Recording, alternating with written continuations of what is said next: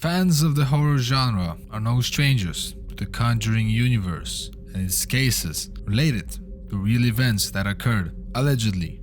And now they bring upon us one of the most infamous cases of Ed and Lorraine Warren in the newest installment, Conjuring Last Rites, based off of the Smurl family haunting that occurred for a whole decade from the 1970s to the 1980s. So what happened through the whole decade of haunting, and how did Ed and Lorraine Warren help, and why is this case so infamous?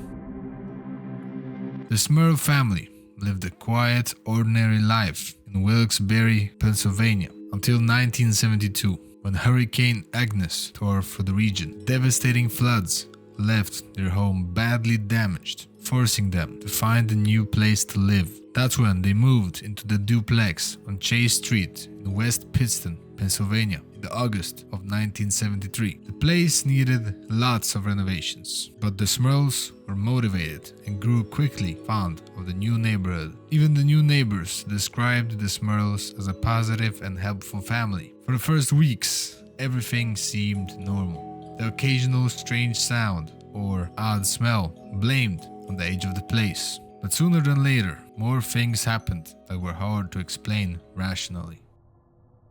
Dark stains appeared on newly painted walls or on carpets shortly after being cleaned. Appliances would break or malfunction at unusual rates, some even without any connection to power. TVs and radios would turn on and off by themselves. Even dark figures started appearing in hallways and bedrooms, followed with weird growling sounds, leading the Smurls to believe that there was something seriously wrong with the place. The situation only escalated from there. The Smurls started experiencing activity that was really hard to ignore. Janet claimed to have been pushed down the stairs multiple times, leading to major injuries. Their kids allegedly levitating in the air, their German Shepherd being thrown against the wall, and even Jack being SA'd by a succubus. Cold gusts of air moving through the house, even when the windows were shut. Even the neighbors claimed to hear weird noises, even screams coming duplex, whilst the Smurls were not even present. This led the Smurls to become very distressed and consider getting help from external sources, because this was clearly getting out of hand. January 1986. The family was desperate for some help, so they decided to reach out to the Catholic Church, but with no success. The church wanted more concrete evidence before they even intervened. So after that the contact with the church failed, they reached out to a couple known for exploring and investigating the paranormal.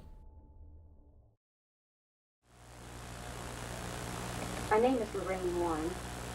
My husband Ed and myself were called by Janet Smurl. In the first night of investigation, Ed described the entity inside the house as incredibly powerful.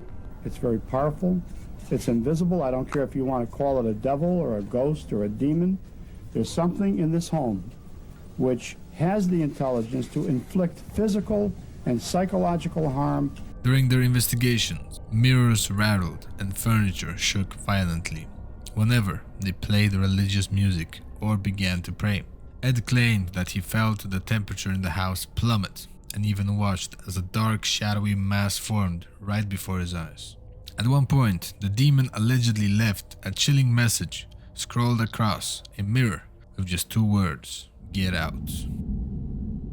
Over the course of months, the Warrens collected evidence, including a series of audio tapes they said captured and explained the knocking and whisper sound. Proof in their eyes that something sinister had taken a hold of the Smurl home. And as Ed did his part, Lorraine used her alleged powers of clairvoyance and determined that the house was haunted by 4 entities. We're in the home of Janet and Jack Smurl in Pittston, Pennsylvania. An old woman, a young woman, a man who had suffered a violent death, and a powerful demon that controlled them all. But not everyone was convinced the Smurls were truly haunted. Some priests who visited the home reported that they didn't experience anything unusual. No drops in temperature, no voices, no moving furniture. To them, the house seemed perfectly ordinary.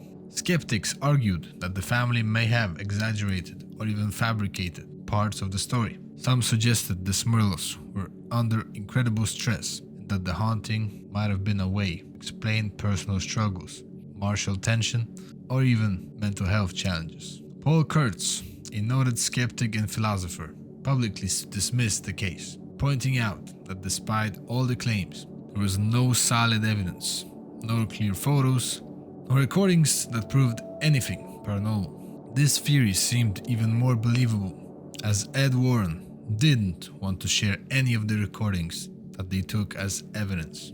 The skeptics, the Smurl Haunting wasn't a demonic attack, it was simply a story that got out of control. By the mid-1980s, the Smurl story was no longer just a private nightmare, it was a front-page news. Reporters swarmed West Pittston after Ed and Lorraine Warren became involved, and the family's claims were picked up by newspapers, television shows, and radio programs across the whole country. In 1986, their story was adapted into a book called The Haunted, written by journalist Robert Curran in collaboration with the Warrens. It painted a terrifying picture of life inside the Chase Street duplex and fueled the debate between believers and skeptics even further. But while the media attention gave the Smurls a platform, it also made them targets. Critics accused them of seeking fame and profit. Supporters argued that they were brave to speak out.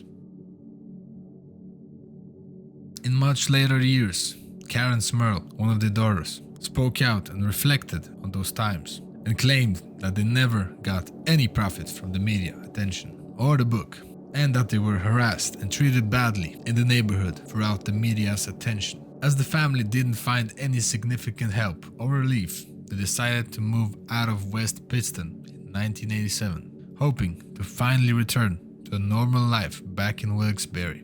Although the duplex wasn't left alone, a new resident moved in only a year after the Smurls left and reported no paranormal activity, which only fueled the skepticism. To this day, this case is quite strange and hard to prove if it's total BS or not, but I leave that for you guys to discuss in the comments down below. Let me hear your opinion on this case. Thank you all so much for watching and following this video to the end.